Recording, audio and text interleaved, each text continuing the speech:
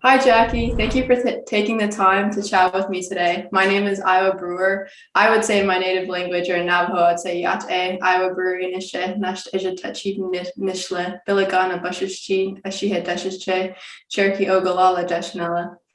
I'm a student athlete here at Illinois State. I play soccer with the women's team. And to honor Native American Heritage Month, Redbird Athletics wants to center our past and present Indigenous American athletes. You have left such an amazing mark here at Illinois State, and I just want to say thank you, and all of us want to say thank you. I just have a few questions here for you, if that's okay. Yes, absolutely. So the first one I wanted to ask is, what made you decide to attend Illinois State University? So deciding to attend Illinois State is an interesting path, but at the end of all of it, really, I grew up in Idaho. I ended my high school career at Lake Oswego in Oregon. And at the time, Jenny Yap was the coach for Portland State, and she moved to Illinois State and continued to recruit me. And the one thing that she said, and I visited campus, but the one thing that she said is, you could come here and help turn a program around and leave a legacy. And that totally, I totally embraced that. That was something that I wanted to do, help turn a program around and, kind of leave my mark. So that was really what led me to Illinois State. But, going Yeah, there and meeting everybody, it was just like I'm a very big person of like, it has to feel right. And there can't be anything, standing in that way of that feeling. So it was definitely when I visited, um, I just felt it. I just knew that was the place to be. definitely. Can you tell me more about like your journey about how like I guess it led up to that moment of choosing?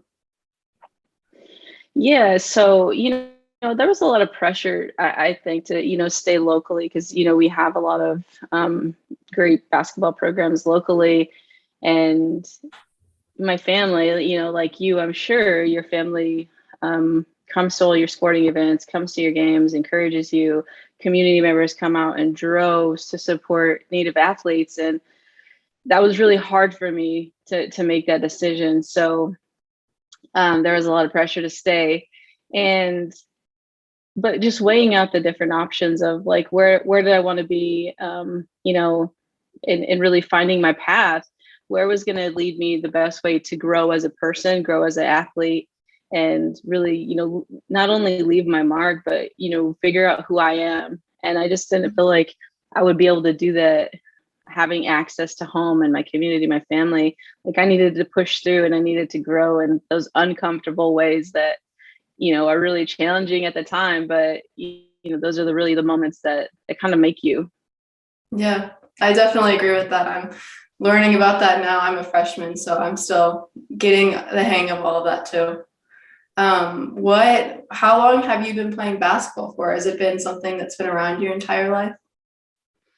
Yes, so I started playing basketball ever since I can remember. My parents both played basketball. It was a big part of my family life, and going to tournaments as a youngster and just hitting all the different tournaments, whether it was Oklahoma or down in Arizona, California, like everywhere. I was so fortunate as a kid to be able to travel and meet so many different people.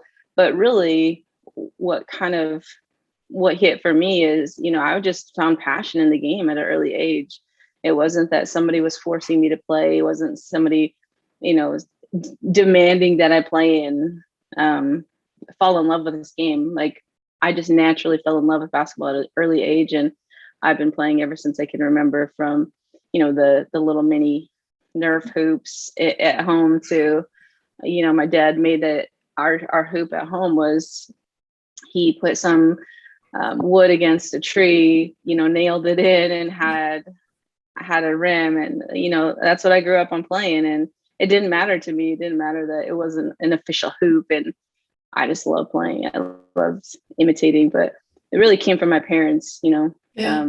watching them and seeing how fun they made the sport look. But my dad also encouraged me once I started getting, figuring out that I loved it.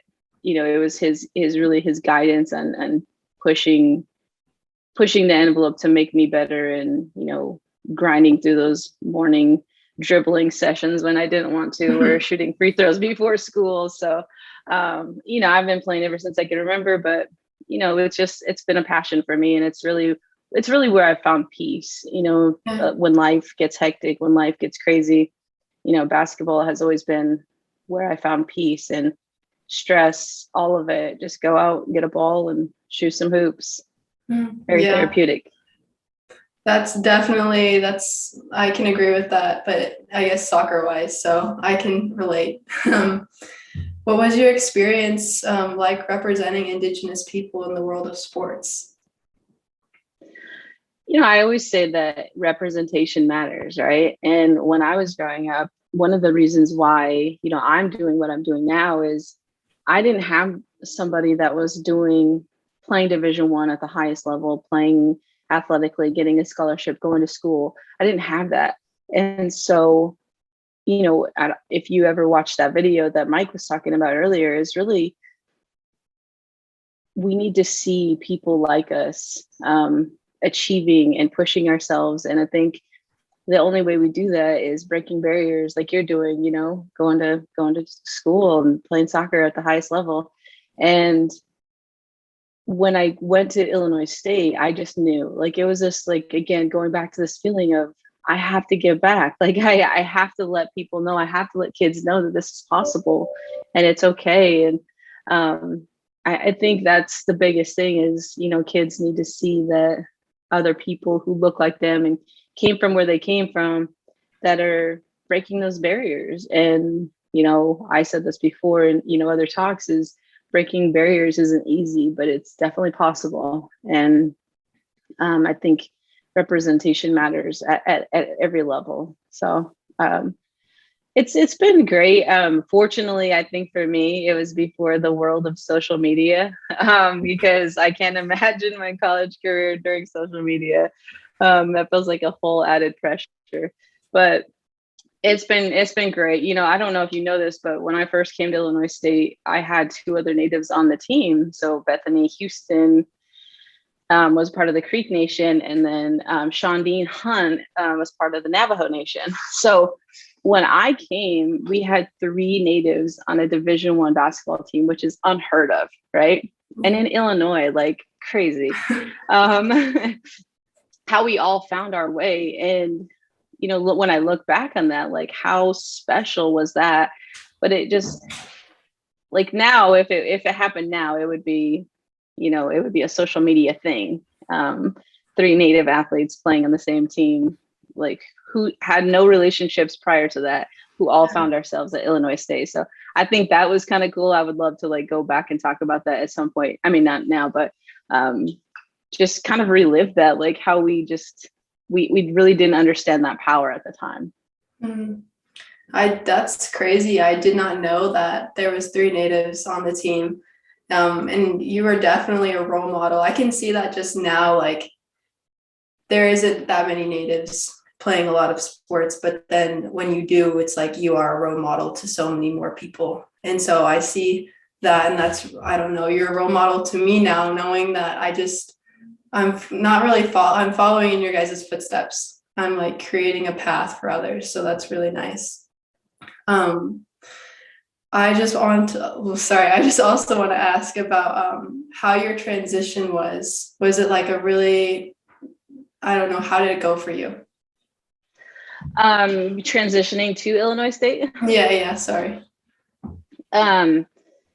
It was a challenge, which I'm sure that you're experiencing now, but it's hard, when you grow up on the reservation and it's such a tight-knit community, and people, you see your mom, grandma, your family, your aunties, uncles, cousins all the time, every day. You go to the store, you see them. You go anywhere, you see your family, right?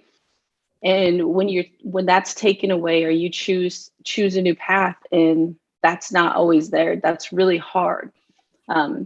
The thing that I always, like, reflect on and go back to is when I left my family to go to Oregon, and experiencing all those, like, lonely times, and trying to make it through those lonely times is what really built me up to be able to make that transition a little bit easier to Illinois State. But it was still hard nonetheless, especially when we're talking about, not seeing people who look like us, right?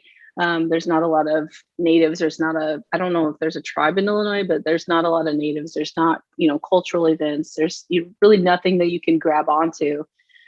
So the importance of really, staying connected with home and finding some friends that, made that transition a little easier. But again, for me, like you, it's, sport.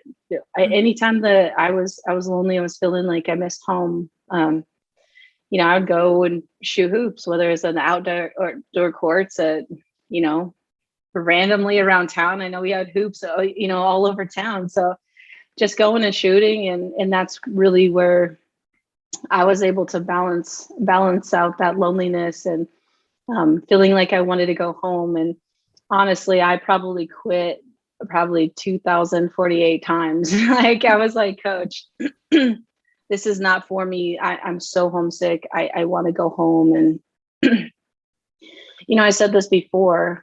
Hold on really. My throat. So I said this before in an interview is, and I don't even know if Coach Yop remembers this, but I went into her office so many times and I was like, this isn't for me. Thank you for investing in me. Thank you for believing in me, but I just want to go home. Like I just want to go home. I miss my family. I miss everybody. Said that to her so many times. So one day I go into her office and she said, okay, Jackie, go home. You can go home, go back to the res and go be another statistic about somebody who should have made it, but didn't. And I was so mad at the time. I was like, you can't say that to me. But it was true, like there's so much potential. There's so many people with so much talent that maybe don't get the opportunity or don't take advantage of the opportunity. And I was like, you know what? I have to do this. Like I have to do this for even just that, right? To prove to people that it's possible. And so it was all that to say that the transition was very challenging, but worth it. Where I wouldn't change any of it. It was a great experience. So, but hard. That's awesome though. You always look at someone and you never really see the backstory about what they really went through. So that's awesome to hear about. Could you share what you're currently doing now? Yeah. So when we talked about giving back, when I stepped foot on campus, I co-founded a nonprofit called Rise Above, and Rise Above is a 501c3. We're in Washington State. I live in Seattle. But at the, when you want to give back and you want to do good, and, as a young kid, I graduated and I didn't know what that meant. I didn't know how I was going to do it, but, I believe when you're doing good and you're trying to impact, and things happen and opportunities present themselves. So I founded this nonprofit called Rise Above. And what Rise Above does is really uses sport as a modality and a platform to be able to educate and empower kids, right? Because if we say, if I say that I'm going to, host a luncheon and we're going to talk about drug and alcohol prevention, healthy relationships, anything, right? And come get a free lunch and it's from 12 to 1, we'll get 10 kids. But if I go to my res or any res and I say, we're going to host a basketball clinic and it's going to go from 9 to 4. You're going to get a free t-shirt like this. You're going to get a free t-shirt and come out, we get over 100 kids every single time. And so our theory is really, why not meet the kids where they're at, meet the kids where they're having fun and they're engaging and they're active. And that way we can, talk about those really serious issues of, whatever the message is for the day, whether it's suicide awareness, suicide prevention, diabetes, like whatever that messaging is, it's intertwined into the clinic and the prevention that we're doing that day, because science tells us when we're having fun that we absorb more. So really trying to use sport as a way to reach more kids, empower, create opportunities. And it's just been a blast. It's definitely been a grind. Starting a business, whether it's a for-profit or nonprofit, is a challenge in itself. But what I've learned is you have to be passionate and you have to believe in what you're doing, because if you're not passionate and you don't believe, you will find a million reasons why you can and should quit. But it's the passion to, give back and do better that really keeps me going. So it's been an awesome journey for sure. What made you, or what led you, I guess, to create Rise Above? Really it goes back to my freshman year of how overwhelmed I was. And what, just in hindsight, thinking about all of my own personal challenges, like, how much easier would it have been or cooler would it have been if I saw somebody like me, overcoming and pushing themselves. And not to say that there wasn't anybody out there, but I wasn't exposed to them, right? And really Rise Above is, creating opportunities and letting kids reach out, creating safe spots.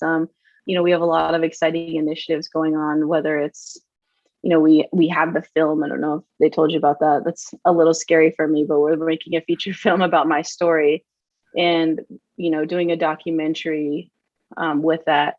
And then, we're working right now on creating some Rise Above centers. So there'll be a multi-sport facility, and really for ongoing programming and kids to have a safe spot to go to. And, success breeds success. So the more we can get kids around successful people, whatever that looks like, however that's defined in each of our communities, it's going to make an impact for kids. So we've been in existence for 6 years, and there's just so many opportunities that have come my way. I've just been very fortunate, to meet some amazing people. And I think when you surround yourself with amazing folks, there's not a lot you can't do. When people believe in your mission, people believe in giving back, and believe in the importance of investing in our kids, it's really been a blessing, truly. That's awesome. And honestly, that's something that I'm really proud that you're doing. And I'm happy that you're creating these opportunities for others. It's good to hear. And I know just a lot of people love basketball. I mean, I played for a little bit, but I'm not that good. I guess when you look back at your college experience, what do you take away as being a Redbird? I think the most important thing for me is the friends and the people that I met along the way. And, one of my best friend to this day, Beth, is, we played basketball together. I met her now 21 years ago, which is crazy. But it really is the friendships and the people that you meet and the connections that you make. One of the people who really made an impact while I was there was Dr. Bowman, who is the president of the university. Some of the things that he did, as a leader were really inspiring for me. And, I just met a lot of amazing people and friends that I still stay connected to this day. But, also when you're playing a sport, you are always striving to, win the MVC, win your division, win the championship, go to the NCAA, all of those things. And, you're constantly striving for. And, for 5 years, I made my teammates do the countdown. I do the ESPN, da, da, da. I did that after practice, countless times. And it was just something it was a vision I had. And when I do talks, I tell people, I don't tell you this to impress you, but to impress upon you the importance of having a vision and having a goal, and really, stretching your mind and really, what do you want and what are you striving for? So in my college career, that was it. I was I'm making ESPN top 10. I don't even care if it's the not top 10. I'm getting on there. I was I'm doing it. So for me, I was very fortunate. We got put in this position of, from, I think the headlines at the Panagraph are from 8 to great. And we had just a magical run at the end. And I was fortunate to make, the last second shot that was featured on ESPN multiple times. But I think that shot really set up the nonprofit and giving me also some extra credibility of like pushing through and having this vision of what I wanted to do. And we wanted to win the conference tournament and we wanted to go to the NCAAs like that. That's what we all want to do. It's not like this pipe dream that you just go in and say these things. Like it's something that's real. So it was exciting, my friendships, but also, that championship my senior year was so special. And I still actually wear my ring, championship ring.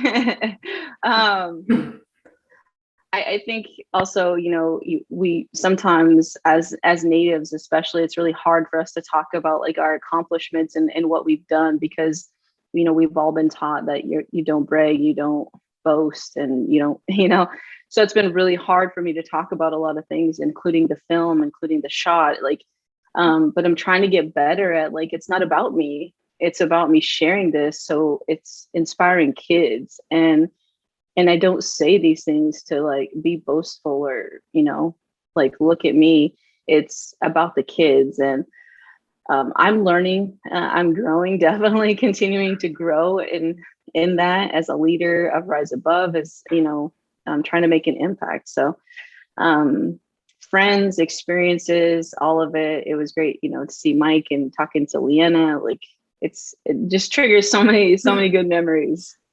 Yeah. How do you think that Indigenous people can elevate through the world of sports?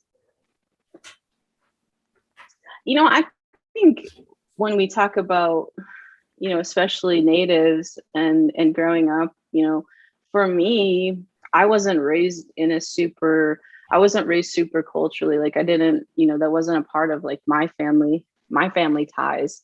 But for me, like sport is almost a cultural component for me. And, when you go back to the reservation and you go to games that we were talking about kind of before this started, is people come out in droves to support kids. It's not just about the person who's playing the sport. It's about aunties, uncles, little nieces and nephews, grandmas and grandpas, great grandmas and grandpas that are coming out, and it's a community event, right? It's not something that you just are playing. And I think sport has the ability to bring communities and families together, not just in the native world, but globally. I mean, you look at how sport has united so many folks, and despite the craziness that goes on in the world sometimes, sport is a connector. And I think it's especially true for Native communities is the power of sport and bringing people together. And I think it's powerful. And I think that the more we can use it for good, why not? I mean, people enjoy it. So I think there's so much there for basketball, especially. And it's a cultural thing for me. And I think it's a connector. It's a uniter. Yeah. Thank you for all your thoughts and for talking to me today. You're definitely a role model to so many people, and I just want to say thank you.